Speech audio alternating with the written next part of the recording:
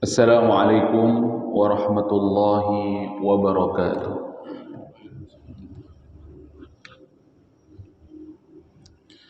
Innal hamdalillah nahmaduhu wa nasta'inuhu wa nastaghfiruh wa nastahdihi wa natubu ilayhi wa na'udzu bihi min shururi anfusina wa min sayyiati a'malina. May yahdihillahu fahuwal muhtad wa may yudlil falan tajida lahu waliyyan mursyida.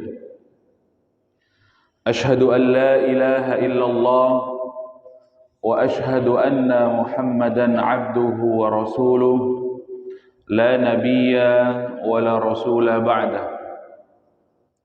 Qala Allah ta'ala fil Qur'anil Karim a'udzu billahi minasy syaithanir rajim. Bismillahirrahmanirrahim. يا أيها الناس اتقوا ربكم الذي خلقكم من نفس واحدة وخلق منها زوجها وبث منهما رجالا كثيرا ونساء واتقوا الله الذي تساءلون به والأرحام إن الله كان عليكم رقيبا فإن أصدق الحديث كتاب الله وخير الحدي حدي محمد صلى الله عليه وسلم رب اشرح لي صدري ويسر لي أمري واحلل عقدة من لساني يفقه قولي رضينا بالله ربا وبالإسلام دينا وبمحمد صلى الله عليه وسلم نبيا ورسولا ربنا زدنا علما وارزقنا فهما. Alhamdulillah, jamaah rahimakumullah, kita bersyukur kepada Allah Subhanahu wa taala atas segala limpahan rahmatnya, kasih sayang Allah Subhanahu wa taala, sehingga Allah Subhanahu wa taala memudahkan langkah kaki kita menuju rumah Allah, menuju masjid.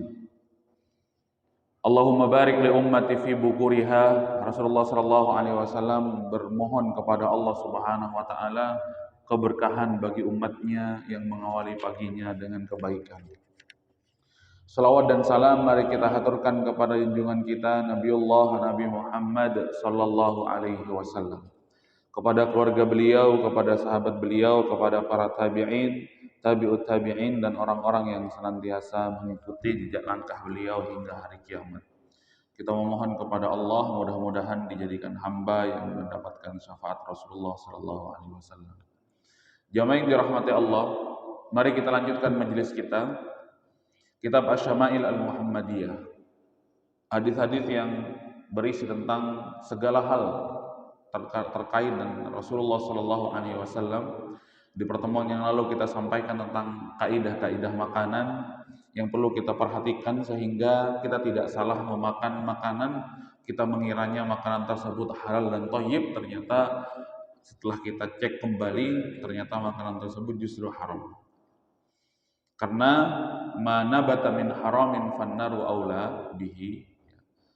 Apa yang daging yang tumbuh dari barang yang haram, maka Rasulullah SAW yang mengatakan dalam sabdanya, maka neraka lebih utama baginya, baik haram secara zatnya ataupun haram secara bagaimana cara mendapatkannya.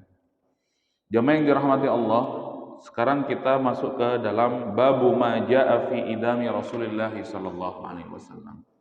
Di dalam kitab ini ya, dijelaskan tentang bab idamu Rasulillah sallallahu alaihi wasallam, lauk yang dimakan oleh Rasulullah untuk pendamping ya, makan beliau, idam, yaitu lauk apa biasanya yang menjadi lauk Rasulullah sallallahu alaihi wasallam. Jamaah yang dirahmati Allah, di sini ada 33 hadis tentang lauk yang ya dijadikan pendamping makan oleh Rasulullah sallallahu alaihi wasallam. Kita bacakan pada pagi hari ini, mudah-mudahan ada 2 hadis yang ingin kita sampaikan. Hadis yang pertama, jamaah yang dirahmati Allah, lauk yang biasa dimakan oleh Rasulullah adalah hadis yang berasal dari Muhammad bin Sahl bin Askar wa Abdullah bin Abdurrahman qala Haddatsana Yahya bin Hassan qala haddatsana Sulaiman bin Bilal an Hisham bin Urwah an abihi an Aisyah. Ya.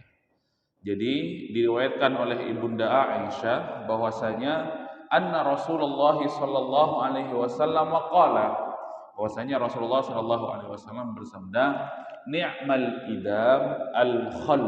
Ya, kata Rasulullah sallallahu alaihi wasallam, sebaik-baik idam adalah sebaik-baik lauk untuk teman makan atau pendamping makan adalah al-khallu. Apa itu al-khallu? Al-khallu itu adalah cuka yang dirahmati Allah Subhanahu wa taala. Cuka. Baik itu cuka yang barangkali cuka buah-buahan ya. Mungkin dulu belum ada cuka sintetis ya, sebagaimana yang sekarang kita dapati. Jamaah yang dirahmati Allah, hadis ini memiliki asbabul wurud. Mengapa Rasulullah Shallallahu Alaihi Wasallam mengatakan atau bersabda ya, al-khallu ini sebagai sebaik-baik makanan? Suatu saat Rasulullah diundang makan oleh sahabat Rasulullah, kemudian ternyata ya, hanya ada makanannya saja. Kami tidak ada lauk wahai Rasulullah, kata sahabat tersebut. Kemudian Rasulullah Shallallahu Alaihi Wasallam mengatakan, ya, kalau begitu ya ambil atau hadirkan kepada saya cuka. Setelah itu Rasulullah menaburkan cuka tersebut di atas roti. Kemudian Rasulullah ya mencampur cuka tersebut juga ditaburkan di atasnya minyak zaitun. Lantas Rasulullah bersabda, nikmal idam al-khall. Ya. Jadi cuka tersebut dicampur atau diteteskan ya, atau disiramkan di atas roti. Ya, lantas ditambah lagi minyak zaitun. Itu yang dimakan oleh Rasulullah SAW sambil bersabda, nikmal idam al-khall. Ya, sebaik-baik lauk ya, pada saat makan adalah cuka.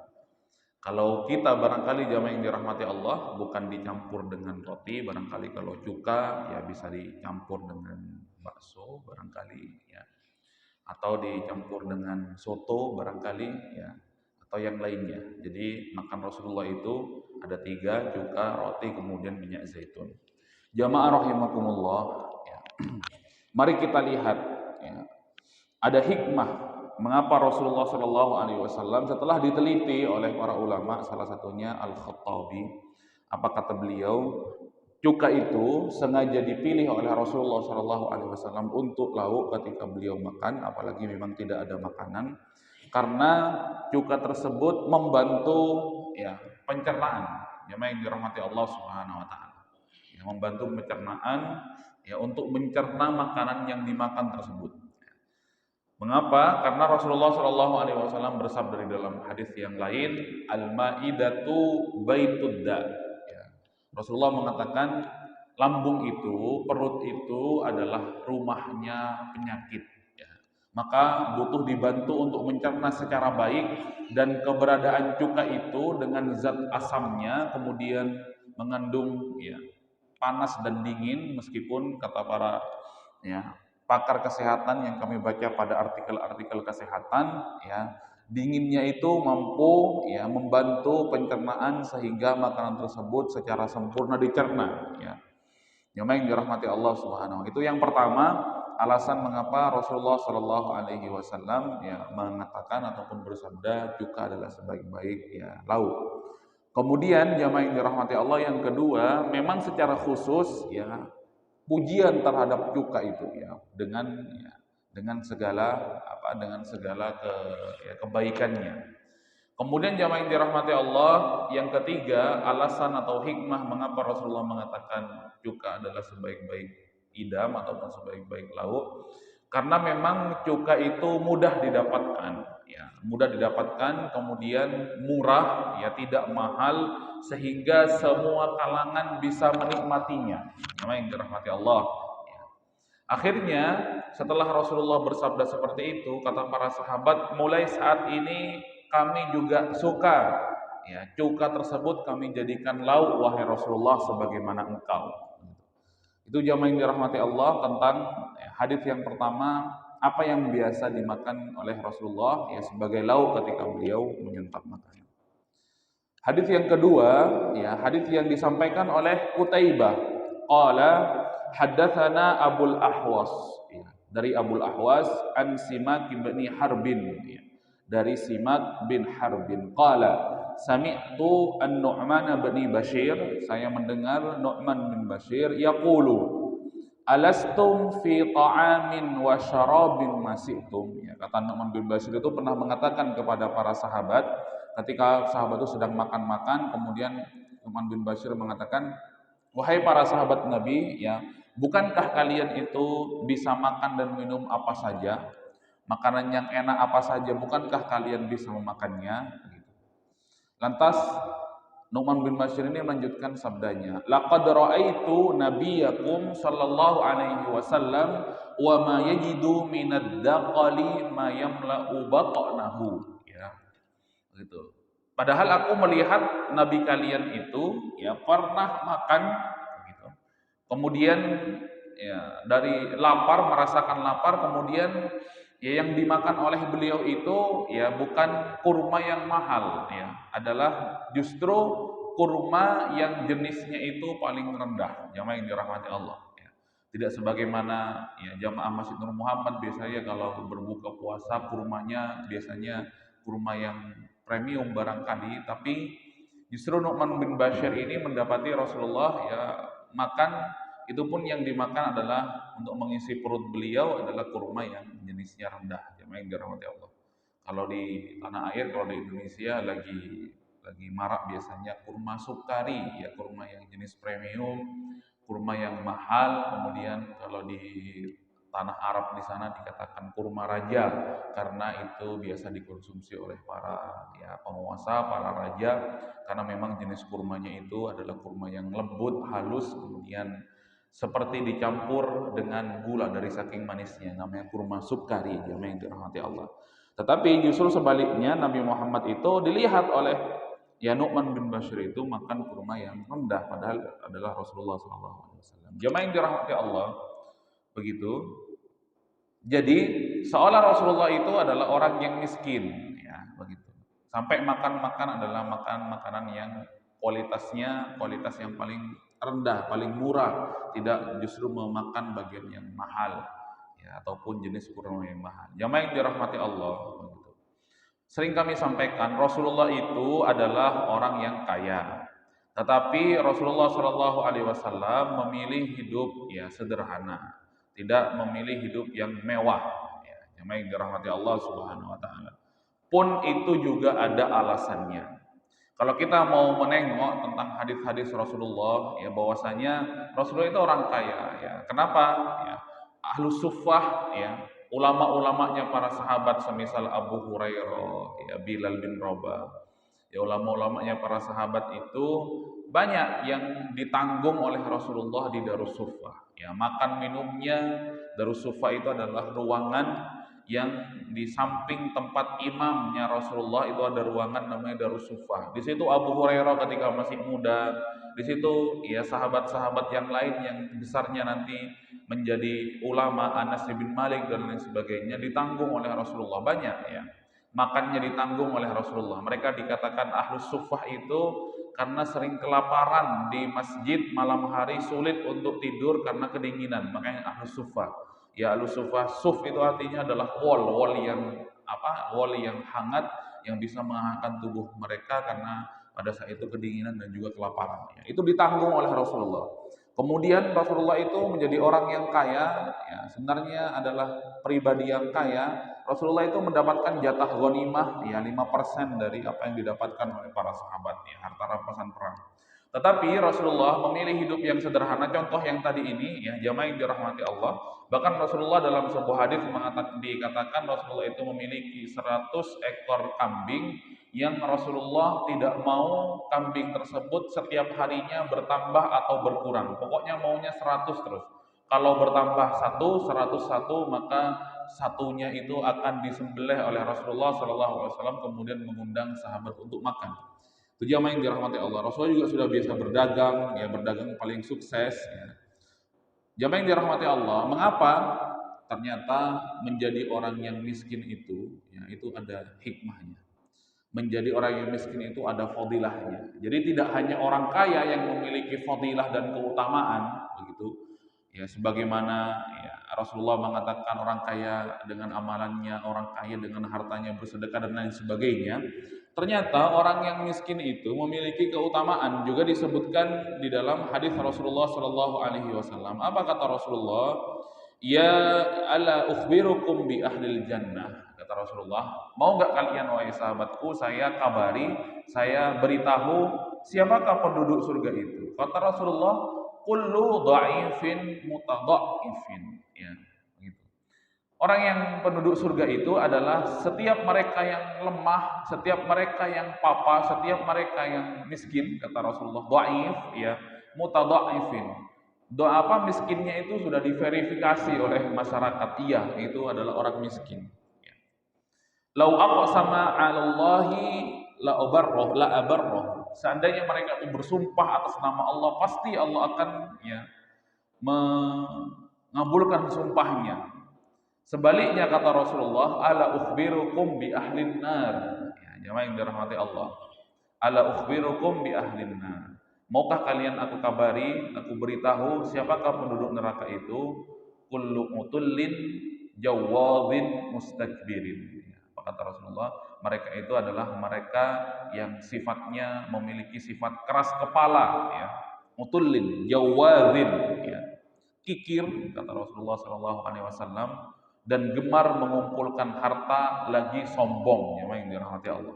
Jadi bagi jamaah barangkali yang diberikan ya nikmat oleh Allah berupa kemiskinan, tidak kaya sebagaimana kanan kirinya, ya jangan berkecil hati. Ternyata ya, orang-orang miskin, orang-orang lemah, orang-orang papa itu juga memiliki keutamaan dan fadilah sebagaimana orang-orang yang kaya.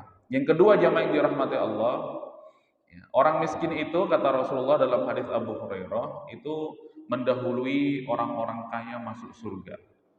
Yadkhulul fuqara'ul mu'mininal jannah qabla al-aghniya binisfi yaumin khamsimi'ati amin. Kata Rasulullah Shallallahu Alaihi Wasallam, orang-orang miskin itu akan masuk surga sebelum orang-orang kaya lebih dahulu. Ya. Seberapa waktu mendahului? Setengah hari katanya, binisfi yaumin. Jadi orang kaya didahului oleh orang miskin masuk surganya setengah hari lebih dahulu begitu. Kemudian Rasulullah mengatakan binisfi yaumin khamsimi'ati amin. Lah setengah harinya akhirat itu kalau diukur dan dibandingkan dengan hari-hari atau waktu yang ada di dunia itu sama dengan 500 tahun, jemaah yang dirahmati Allah. Jadi ya, orang yang miskin itu sudah masuk surga setelah sejak 500 tahun yang lalu. Ternyata orang-orang kaya ya masih menunggu karena hisabnya masih belum selesai. Nah, jemaah yang dirahmati Allah. Makanya harta itu selain banyak fadilahnya, kalau kita sadari jemaah yang dirahmati Allah, harta yang ada di tangan kita itu kalau halal ya hisabnya banyak. Halalnya hisab, ya. Harta juga haramnya adalah siksa, jemaah yang dirahmati Allah, begitu. Makanya ya ternyata Rasulullah SAW orang yang kaya kemudian justru memilih hidup yang miskin. Sebagai penutup, jemaah yang dirahmati Allah, pernah Umar bin Khattab itu menangis melihat Rasulullah SAW itu tidur kemudian di atas pelepah kurma. Kemudian ketika Umar bin Khattab itu datang, Rasulullah terbangun, lantas di pipi Rasulullah itu ada bekas pelepah kurma, alampat kalau kata orang Sumeneb, yang dirahmati Allah. Alampat. Kemudian Rasulullah Umar bin Khattab kemudian mengatakan kepada Rasulullah, wahai Rasulullah, lihat itu kaisarnya ya, Romawi, lihat itu Kisranya Persia, wahai Rasulullah, mereka bergelimang harta, mereka itu penguasa di dunia ini, ya. Kata mereka itu orang besar, mereka itu raja di dunia ini, di bumi ini, kata Umar bin Khattab. Sedangkan engkau ya di dunia engkau adalah seorang nabi, lebih-lebih engkau akan dimuliakan di akhirat, ya. Mengapa kau sampai segitunya wahai Rasulullah? Mengapa kau engkau memilih itu wahai Rasulullah, seandainya engkau juga meminta gunung Uhud itu menjadi emas, tentu Allah akan memberikan. Kemudian kata Rasulullah Sallallahu Alaihi Wasallam, mereka mendapatkannya di dunia, wahai Umar, tidak apa-apa. Mereka hanya mendapatkan di dunia kenikmatan itu, sedangkan kami akan mendapatkan di akhirat yang dirahmati Allah Subhanahu Wa Taala. Jadi itu tadi ya Rasulullah SAW menjelaskan ya bahwasanya ya, ternyata di dalam kefakiran itu juga ada fadilah, sebagaimana di kekayaan dan ya sarwat itu juga ada fadilah yang dirahmati Allah Subhanahu wa taala. Saya kira cukup. Subhanaka Allahumma bihamdika asyhadu an la ilaha illa anta astaghfiruka wa atubu ilaik. Wassalamualaikum warahmatullahi wabarakatuh.